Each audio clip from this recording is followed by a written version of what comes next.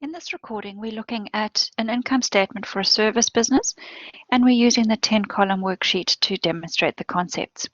Here we've got a service business, which is particularly a catering business, and it's Cardiff Catering.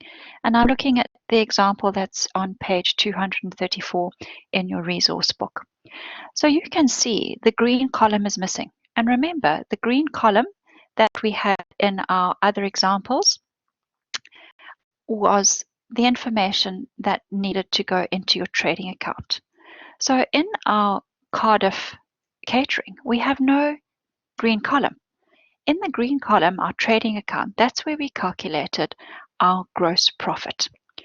Because a service business doesn't deal with inventory in and inventory out, we therefore do not have a trading account.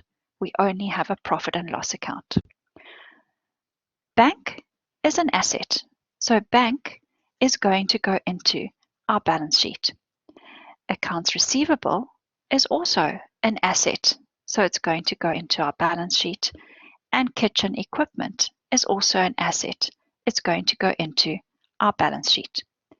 Accounts payable we know is a liability, and liabilities go into the balance sheet. Our capital goes into our balance sheet. We then have catering revenue. So revenue we know is part of net profit, being revenue less expenses. So catering revenue of 45,200 is going to go into our profit and loss account. We also have interest revenue as well as rent revenue. All those three are revenue accounts into the profit and loss. We then have all of these expenses, catering supplies, that should be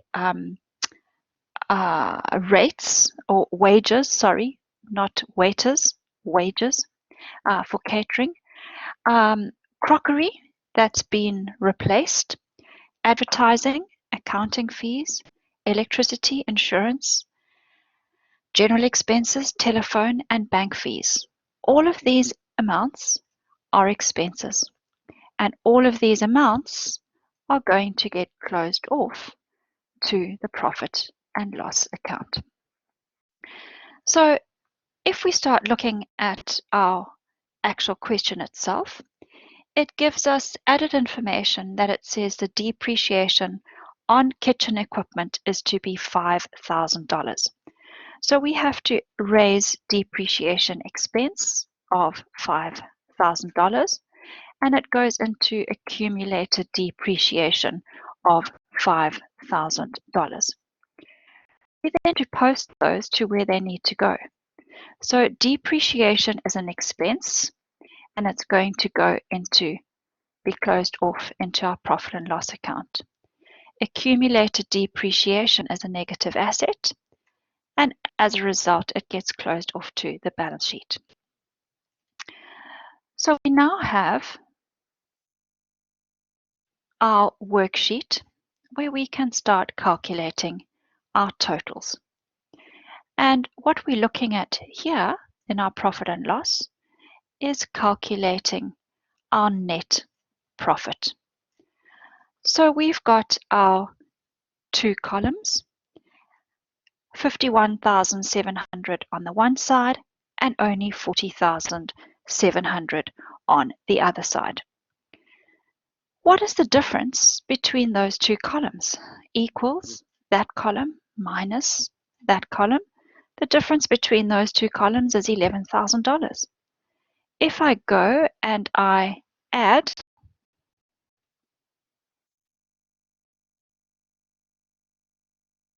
my net profit figure as $11,000, we now have both our columns balancing. Remember, our net profit, we take it across and we add it to our capital figure. Remember, if it was a net loss, the expenses column will be greater than the revenue column.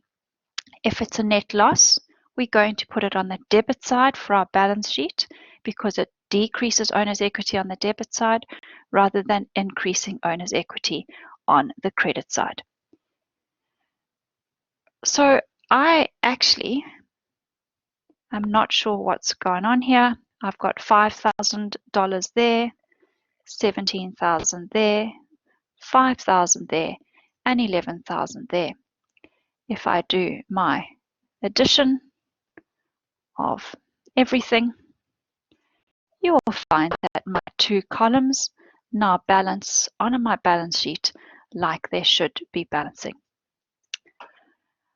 So if we were to post all of this into the profit and loss account, it's really quite simple because we'd have sales that we had closed off to our profit and loss of 42,500.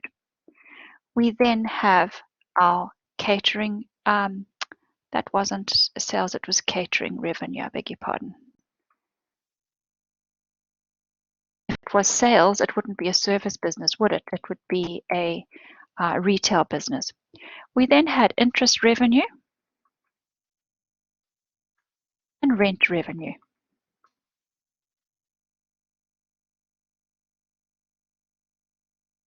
And our interest revenue was 1,000 and our rent revenue was 5,500. We then had several expenses going all the way down. So what I'm going to have to do is I'm just going to take this and give myself some more space so that we can fit all our expenses in. These here are all our expenses, including the depreciation expense. I'm going to take those and paste them here.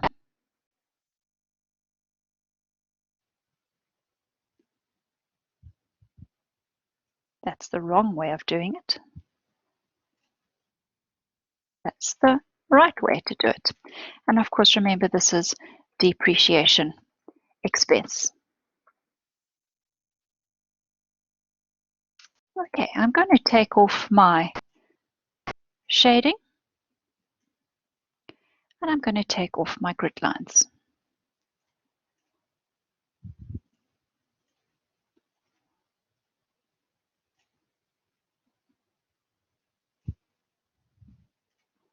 So you can see we've got now our profit and loss and we've got our revenue on one side and our expenses on the other. Remember, we want both sides to equal $5,700. So that's where we add our net profit figure of $11,000 that we've calculated on our worksheet, and that is going to go into the capital account, and it is net profit. Now, in our capital account, we know that the capital at the start of the year was $17,000. So we start our capital with a balance of $17,000.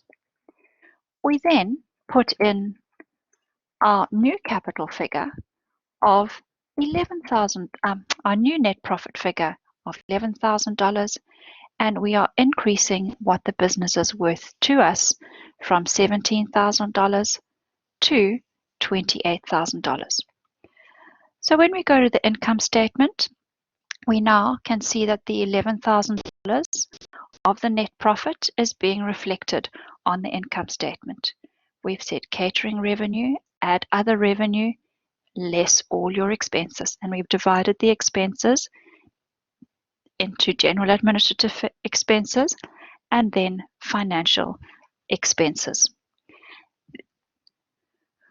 We then can create our balance sheet. Can you see how we have added the net profit to our capital figure to give us what we said our capital figure was in our account of 28,000. Let's go back to make sure we are correct. Yes, we have added it, and that comes from profit and loss account. On our balance sheet, we have the bank, the accounts receivable, our kitchen equipment, less the accumulated depreciation, giving you the closing written down value. And then you have your liabilities. Your net assets are your total assets of 33,000 minus your total liabilities of 5,000, giving you your net assets of 28,000. You always know you're good to go when your net assets balances with your owner's equity, because owner's equity equals assets minus liabilities. You are now ready to complete self-test exercise 5, and you can find self-test exercise 5 on page 237 in your resource book.